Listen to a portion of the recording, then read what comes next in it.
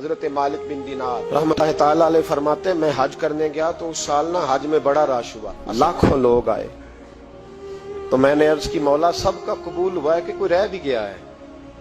تو فرماتے مجھے خواب آئی اور بتایا گیا لاکھوں کا قبول ہو گیا۔ بڑا بے نیاز ہے اللہ، بڑا بے نیاز ہے، بڑا کریم ہے۔ چاہے تو گھر بیٹھے بیٹھے کہے ماں باپ کا چہرہ دیکھ میں تجھے حج کا ثواب دیکھ، ماں باپ کا چہرہ کا سب کا قبول ہوا، ایک ہے محمد بن ہارون بلخی، اس کا نہیں قبول ہوا۔ فرماتے ہیں میں سویرے اٹھا تو میں ڈھونڈنے لگا کہ بلخ کے لوگ، خراسان کے لوگ کہاں ٹھہرے ہوئے ہیں، وہاں علیحدہ علیحدہ ہوتے ہیں نا، یہ پاکستانیوں کی بلڈنگیں، یہ انڈین ہیں، یہ فلان ملک ہیں۔ تو کہتے ہیں میں ڈھونڈتے ڈھونڈتے پہنچا تو میں نے بلخ کے لوگوں کو پا لیا۔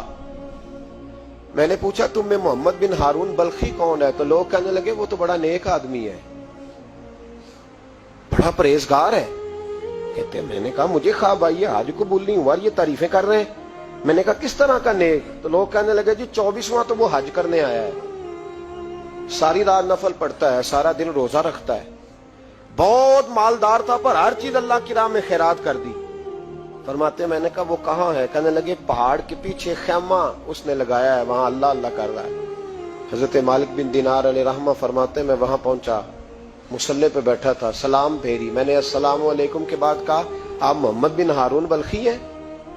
کہنے لگا ہاں۔ آپ مالک بن دینار ہیں؟ میں نے کہا کہ اس نے تو میرا نام بھی جان لیا بغیر بتائے۔ فرماتے میں نے کہا کہ ہاں میں مالک بن دینار ہوں۔ کہنے لگے کیسے آئے ہو؟ میں نے کہا بس ملنے آیا تھا۔ کہنے لگے نہیں، جس کام آئے ہو وہ بتاؤ۔ میں نے کہا میں ملنے آیا ہوں۔ تو کہتے ہیں وہ رو پڑے، کہنے لگے نہیں آپ کو خواب آئی ہوگی کہ میرا حج قبول نہیں ہوا۔ کہتے ہیں میرے رونگٹے کھڑے ہو گئے کہ اسے اتنا بھی پتا ہے کہ میرا حج قبول نہیں ہوا۔ میں نے اس کو کہا کہ تجھے کیسے پتا کہ مجھے خواب آئی ہے؟ کہنے لگا مالک بن دینار مجھے 24 سال ہو گئے، میں اس بے نیاز کے گھر کا طواف کرتا ہوں، میں حجر اسود کے بوسے لیتا ہوں، میں مقام ابراہیم پہ نفل پڑھتا ہوں، میں صفا مروہ کی سعی کرتا ہوں، پر 24 سال بیت گئے۔ جب میں طواف وداع کرنے کے قریب آتا ہوں تو کوئی نہ کوئی اللہ کا ولی آ کے کہتا ہے دوڑ جا تیرا کوئی نہیں قبول ہوا۔ 24 سال۔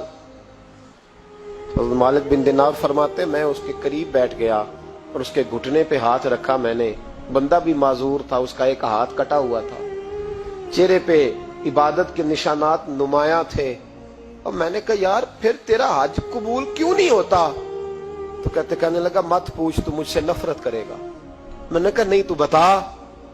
کہنے لگا نہ پوچھ۔ میں نے اصرار کیا تو کہنے لگا اس لیے نہیں قبول ہوتا کہ میں اپنی اماں کا نافرمان۔ ماں کا نافرمان کیا ہوا؟ تو کہنے لگے اللہ نے دولت دی، جائیدادیں، گھوڑے، زمینیں، میں عیاش ہو گیا، میں اللہ کے دیے ہوئے مال کو ناجائز جگہ خرچ کرنے لگا۔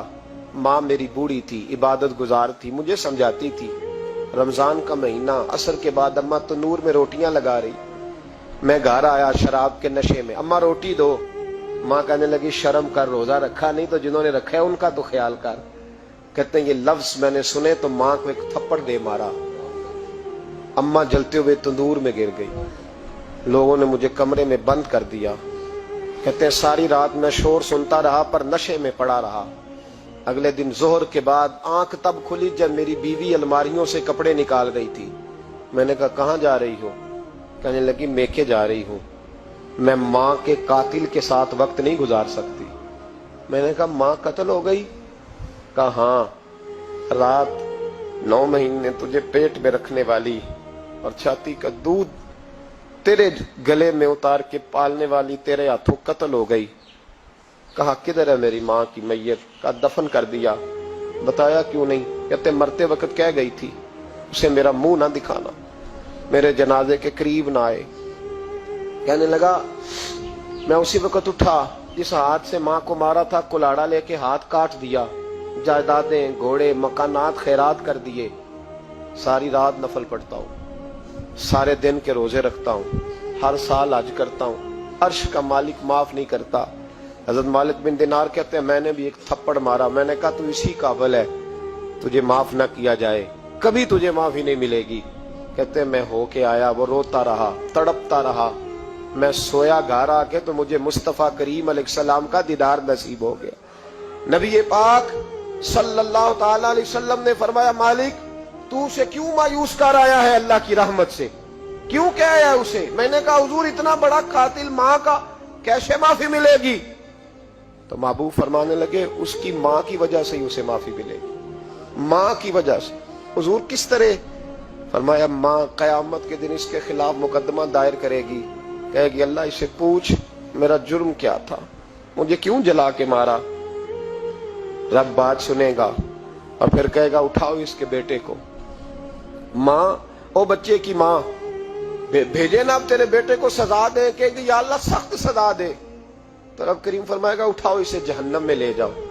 مصطفیٰ کریم فرمانے لگے جب زنجیریں ڈال کے فرشتے دوزخ کی طرف لے جا رہے ہوں گے نا تو پلٹ کے ماں کی طرف دیکھے گا، تھوڑا پھر آگے بڑھیں گے تو پھر دیکھے گا، پھر دوزخ کے قریب جائیں پھر دیکھے گا اور کہے گا اماں جی مجھے جلائیں گے، مجھے تکلیف ہوگی، زندگی میں جب درد ہوتا تھا تیرا نام میری زبان پہ آتا تھا، اماں مارنے لگے ہیں مجھے، جلائیں گے۔